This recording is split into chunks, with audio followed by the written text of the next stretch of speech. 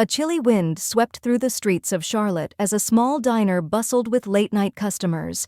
Inside, the warm glow of hanging lights flickered off the windows. A man in a dark hoodie and baseball cap sat in the corner, stirring his coffee absent-mindedly. His presence was subtle, unnoticed by the tired waitress rushing between tables. But this wasn't just any customer. This was MrBeast, and he was here for more than just a cup of coffee. Emily had been on her feet for hours. Her shift was supposed to end an hour ago, but her coworker called in sick and she had to cover. She sighed, rubbing her aching wrists before plastering on another forced smile. Rent was due in a few days, and with her mother's hospital bills piling up, quitting wasn't an option. She stopped by the corner table. "More coffee, sir?" she asked, barely making eye contact as she poured. MrBeast looked up, studying her exhausted face. He had seen people struggling before, but something about her unwavering work ethic, the way she hid her exhaustion behind kindness, stuck with him. He decided then and there, tonight, he would change her life. As Emily turned to leave, MrBeast spoke up. "Hey, you've been working really hard tonight." She blinked, caught off guard. Most customers didn't notice her, much less acknowledge her effort. "Oh, yeah, it's been a long shift." He smiled. "Do you like working here?"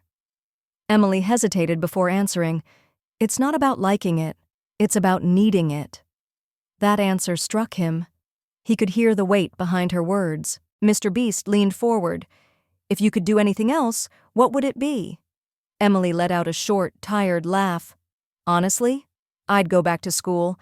I wanted to study business, maybe start something of my own. But life had other plans."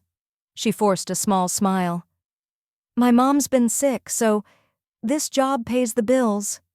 MrBeast nodded, his mind already spinning with ideas. He wanted to do more than just leave a tip. He wanted to change her future. When the bill arrived, MrBeast calmly reached into his pocket, pulling out a thick envelope. He neatly placed it under his coffee cup and scribbled a quick note on a napkin. "Never give up on your dreams. You deserve this." With that, he stood up, nodded at Emily, and walked out before she could realize what was happening. Emily returned a minute later, wiping her hands on her apron. When she reached the table, she froze. Her eyes darted from the napkin to the pile of cash beside it. Her breath hitched. "What?"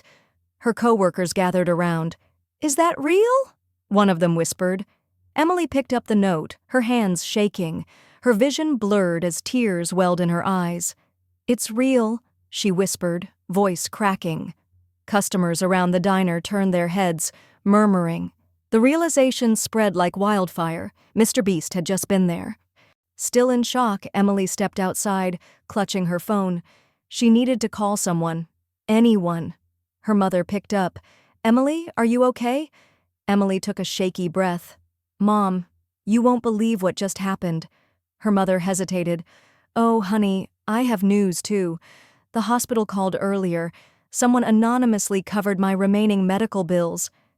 Emily nearly dropped the phone. Tears streamed down her face. "It was him," she whispered. "MrBeast. He did this." Her mother started crying too. For the first time in years, Emily felt hope, not just for her, but for her family's future. MrBeast strolled through the empty streets, a small smile playing on his lips. He didn't need cameras, he didn't need applause. Sometimes the best acts of kindness were the ones nobody saw, and tonight he had made a difference that Emily would never forget.